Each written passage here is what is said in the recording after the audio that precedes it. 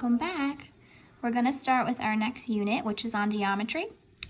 This first module is about transformations. So we are going to be learning about translations, reflections, and rotations. And our first lesson is about translations. So we're going to first discuss what that is and what it means. So first thing we're going to look at is exploring translations. So we have learned in the past about functions, and what we learned was that they're rules that assign exactly one output to every input. So a transformation you can think of as actually like a function. It describes a change in the position, the size, or the shape of a figure. So the input of a transformation we call a preimage.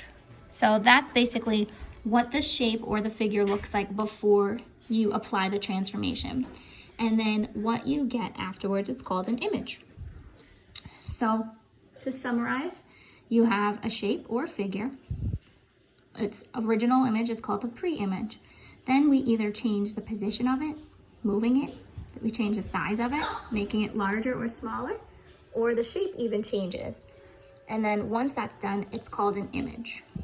So the first transformation we're going to discuss is called a translation. Okay, it's a transformation that slides a figure along a straight line. So for the explore, you guys can try this on your own. What you are going to do is you're going to trace this triangle using graph paper or even regular plain paper. And then once you've traced it, what you're going to do is you're going to slide it along this line down to this little A with the dash above it. What we call that is prime. When you read that, you read it as A prime. So this figure here is going to be what we call the preimage, okay? And what we get after we move it is going to be called the image.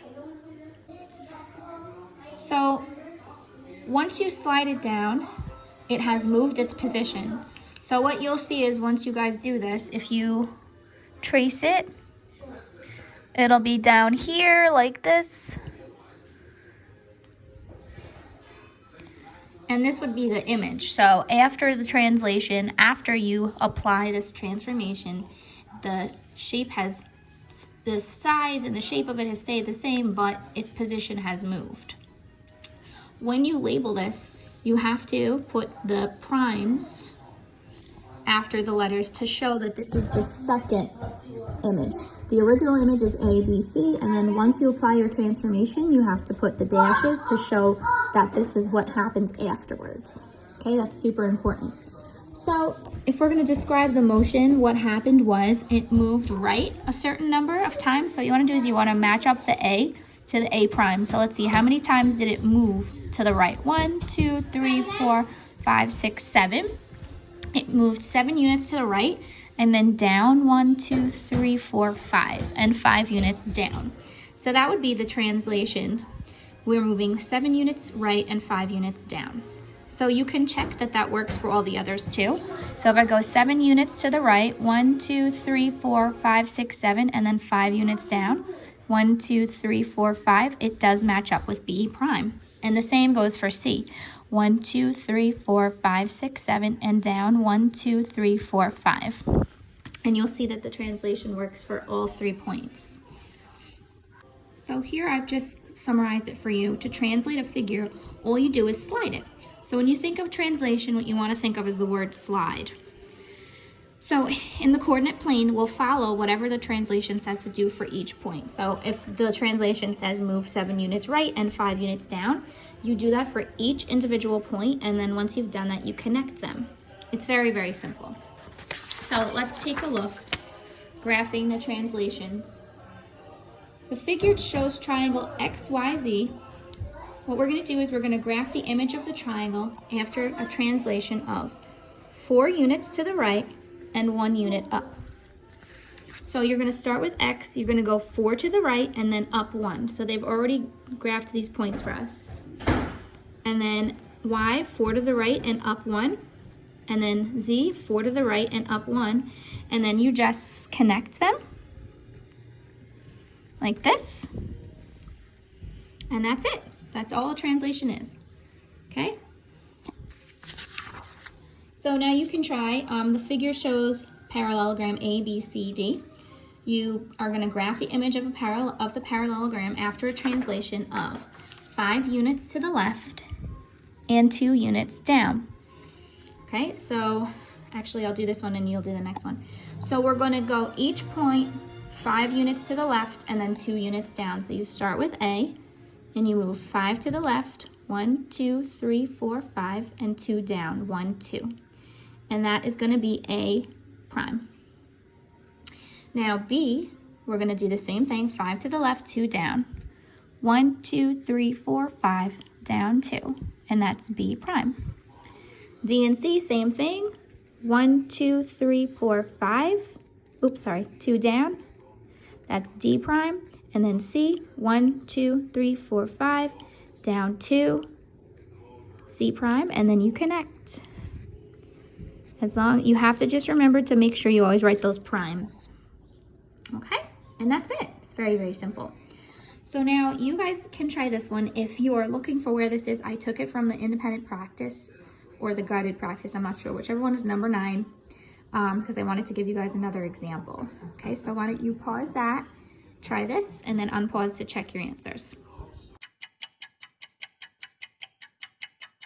Okay, and here is the result after you translate this. 4 units left and 2 units down. Just have to be careful that you count correctly.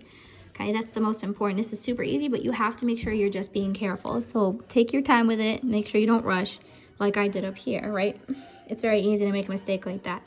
So 1, 2, 3, 4, and down 2 for each point gives you this result. So again, just to clarify, this would be your pre-image, what you begin with. And your image is what you get once it's done, after the transformation has been completed. Okay, I included one other question, number 7. I'm guessing this one is from independent practice. I really honestly don't remember. I think it's independent practice. So this figure shows DEF. We want to graph the image of the triangle after the translation that maps point D to point D prime. So I included this in the lesson because the regular lesson in the textbook didn't include any questions like this. So I wanted to make sure you saw an example where you have to figure out what the translation was yourself. So D was here and it's been mapped to this point here, D prime. So it's your job to figure out what translation occurred. So all you have to do is see how many it moved over.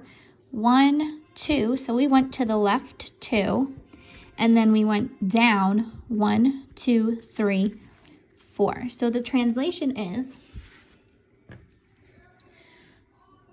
go left 2 and down 4. So we're going to complete this. This was D prime, so we're going to do the same for E. So left 2 and down 4. 1, 2, 3, 4. And this is an important example to see because sometimes your image will overlap with the old, the pre-image, or be really super close to it, so you want to be careful. F over 2, left 2, sorry, and then down 4, 1, 2, 3, 4. That's F prime. And then we're going to connect, just like we've been doing. Very, very, very simple. Okay? So how does the image of triangle DEF compare with the pre-image? So this is what we need to discuss. What actually happens to the properties of the shape once it's been translated? Does anything about the shape actually change? So in all of the examples that we've looked at, the shape stayed exactly the same. The only thing that changed was the location, or what we would say, the position, okay? So the image of triangle DEF, so the image remains the same in shape and size, but its position changed, right? You can say location too, but I am going to use the word position. Okay, so it's important to know that when you do a translation on the coordinate plane or anywhere, your shape is not affected. The only thing that happens is that it moves, right? So the purpose of me giving you that opening task today, sliding your paper, just sliding it to the right. The purpose of that was to show a translation. I can do it with my pen too, right? So here's my pen without doing anything except for sliding it. Nothing about my pen changes. The size, the shape, nothing. The only thing that changed was where it was. And that's a translation. Okay, guys? So that concludes this lesson. It's pretty simple. Just make sure you're paying attention to the details, and I would really highly suggest using a pencil for this, unlike me today. Okay? Have fun.